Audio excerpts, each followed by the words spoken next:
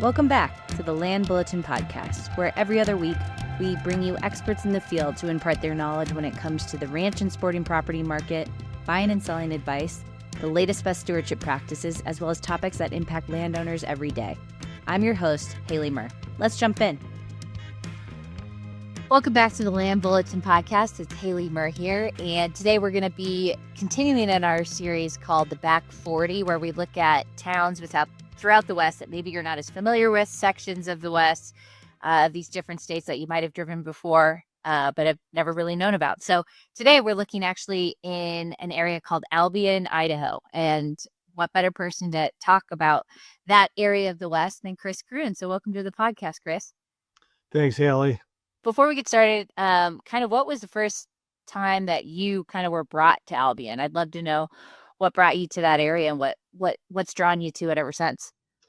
Yeah, so Albion to me was I think most of my associates know that I had spent 30 some odd years in the Heber Valley outside of Park City, and in a wonderful community, which is now a really busy community. It's that county, Wasatch County, is one of the fastest growing counties in the country. So. And I worked at all three ski resorts up in the Park City area during the 90s, and it was a wonderful town. And then when I settled and got married and had kids, I was really looking for the similar type of experience that I had growing up as a kid, skiing at a mom and pop ski area with my family, with my parents and my 5 siblings. So I went on a quest to find one of the nicer, smaller ski resorts in Idaho, really beyond like Targhee or some of these other places that have gotten really busy and expensive. I came across Pomerel, and I did that based on research of snow totals and whatnot. So it was really this little ski resort called Pomerel, which is located in the Albion Mountains, that drew me to that community. And my wife and I went skiing up there. We tested out a couple of smaller ski areas in the southern Idaho, and we came across Pomerel, and I rented a little VRBO. I remember it was the first weekend after the new year, like 4 years ago, and basically fell in love with the place. So skiing was amazing. They had a lot of snow, and I remember that particular weekend. It was in first week of January. The Utah resorts, Deer Valley, which is where I used to ski, had no snow, and Pomerel skiing was amazing. So hammered. So that's what drew me there. And then we looked around and ended up buying a small ranch of our own. Yeah, it's a great community. It's a kind of I'd call it a mountain town, albeit it's not developed. It's very much of an agricultural community, and that's kind of how I came across the place.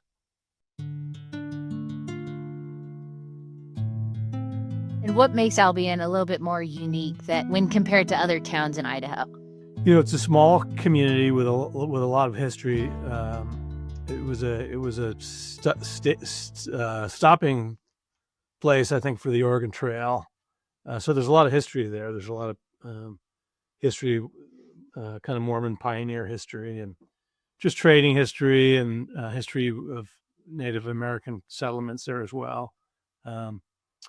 And it's very much of a, there's not a lot around it. It's just this side of Burley, Idaho, which is a smaller community, but also, there's a Walmart in Burley. It's right on the Snake River, and that whole area is very heavily defined by its farming and sugar beets and hay and other commodities. So, but it's kind of out in the middle of nowhere to some extent, even though it is close to Burley. It's in that part of Idaho. It's south central Idaho. It's kind of high desert. Albion, the beauty of Albion is it sits at the base of the Albion Mountains. Albion Mountains is part of it's kind of a sub range of the Sawtooth or Sawtooth Mountains or Sawtooth National Forest anyway. So it's part of the Sawtooth National Forest, but there's some good elevations. It's a smaller mountain range, but beautiful area, a lot of good recreation up there. It's near the City of Rocks, not too far from the City of Rocks, the communities of Almo and Alba, which are really cool areas. And even Malta, Idaho, which I really like, is close by. We actually have some really cool ranch listing there, which is nice. But the beauty of all of this is it's, from my standpoint, my office is in Salt Lake. I live in Salt Lake area, but I always wanted to find kind of a second home that was within 2.5 hours from Salt Lake City. So from that standpoint, it really worked out well.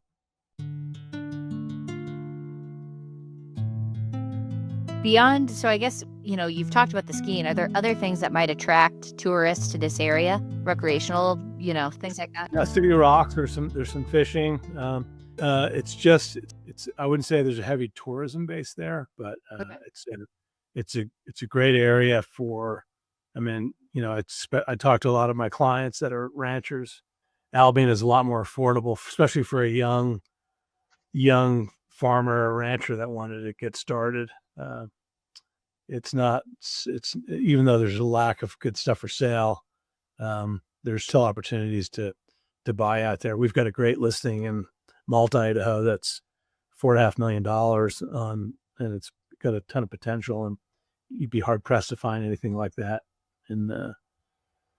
up in Summit County. Yeah. Well, that's what makes it so nice is it's accessible, but you're not paying the prices that you might see in some of these other kind of mountain towns.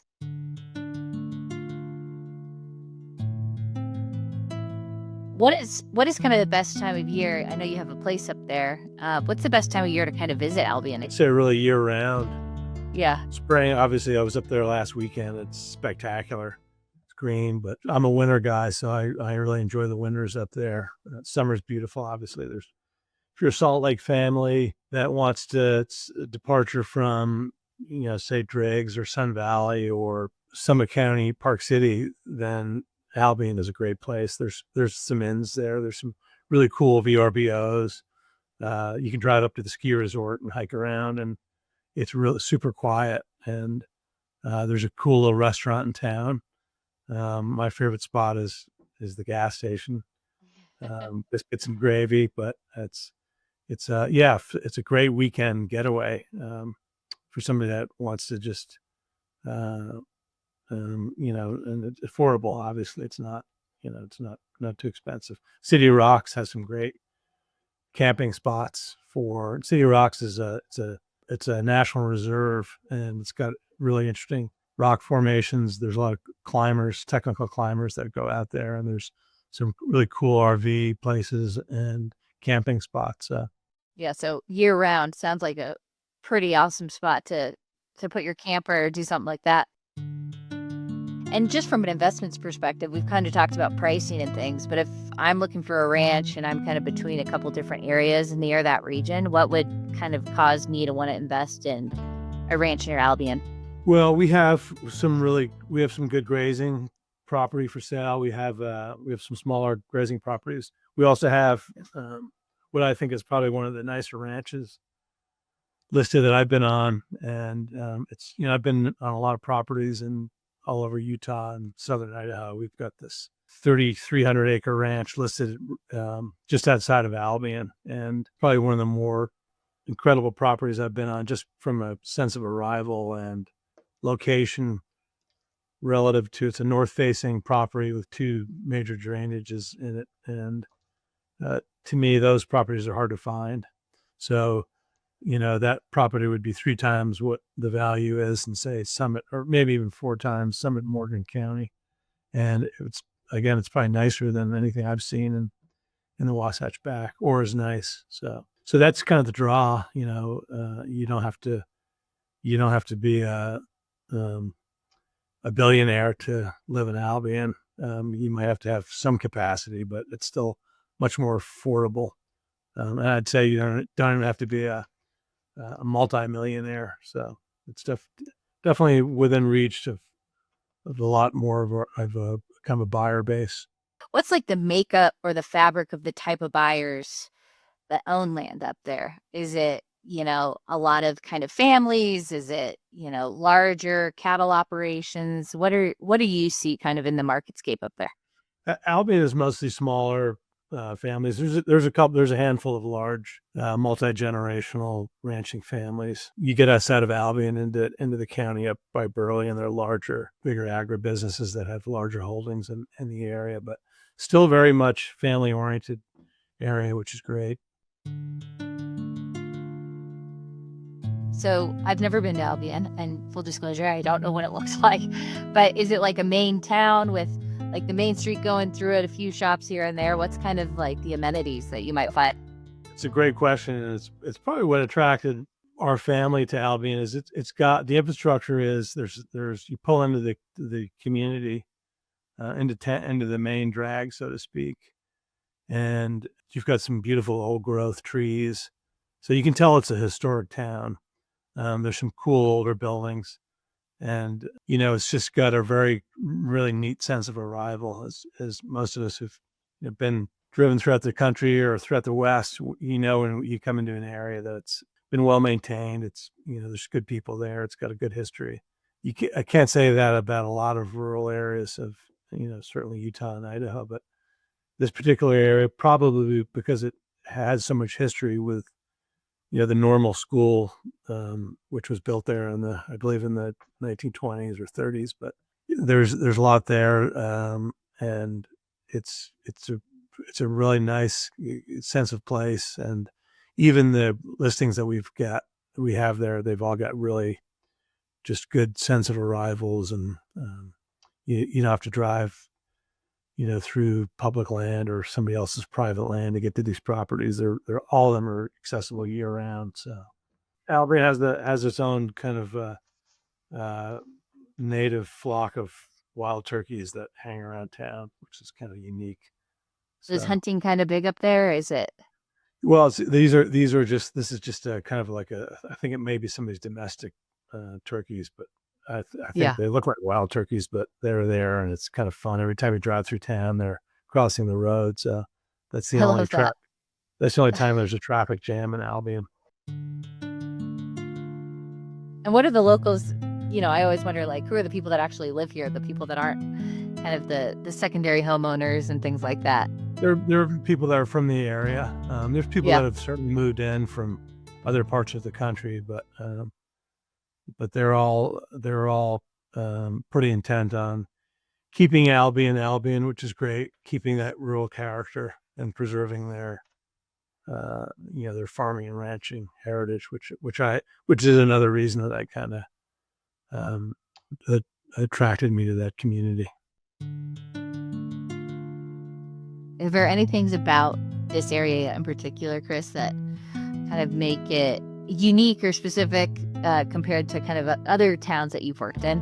Yeah, I think it's Albion is it's really out there, and again you kind of drive through that high desert, and you come across this oasis at the base of the mountains, and it's because of that it's really unique. You have the Albion mountain range as the backdrop, so very picturesque, and again that's kind of hard to come by. Yeah. And I do like the fact too that there's not one fast food establishment there, so there's some really good there's some good cinnamon rolls and homemade pizza, and then there's a new coffee shop called Mountain Mama's, which is great too. So, but that's about it. That's all we really need. So we should start a little Google Earth map with pins of all these different restaurants that we all kind of swear by in these towns. Yeah, it is fun to kind of have those on your bucket list. Yeah, I guess, are there any other kind of who are some of your favorite characters or business owners in the area? Well, one business which I forgot is Piggy Sue's Barbecue, which is right on the main drag in Albion. So I think it's kind of nice that there's, with Mountain Mama's, I'd say that's two women owned businesses.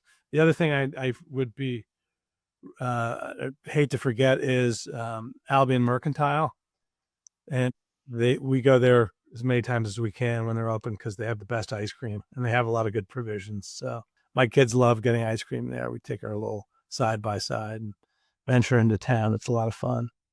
That's so fun. I haven't had lunch, so all of this is sounding really good.